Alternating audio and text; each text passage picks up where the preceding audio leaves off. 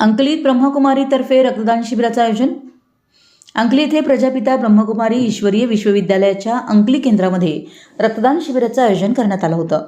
या शिबिरात 50 जणांनी रक्तदान केलं.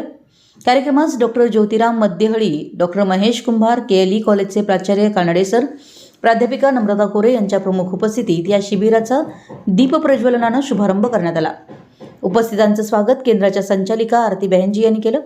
प्रास्ताविक करताना त्यांनी माजी मुख्य प्रशासक राजयोगिनी दादी प्रकाशमणी यांच्या 18व्या पुण्यतिथीनिमित्त व जागतिक बंधुता दिनानिमित्त भारत आणि नेपाळमधील संस्थेच्या समाजसेवा विभागाकडून रक्तदान मोहीम राबवली जाते.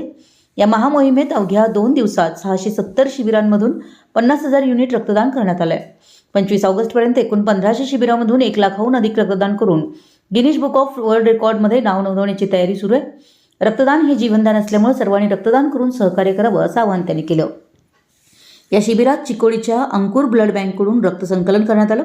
यावेळी अंकुर रक्त केंद्राचे गौरव सावंत, कांतेश वठारे, गजानन सावंत, बंडास्वामी, समर्थ बंडगर उपस्थित होते.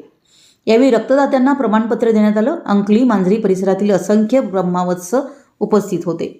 शेवटी सविता बहनजी यांनी आभार मानले.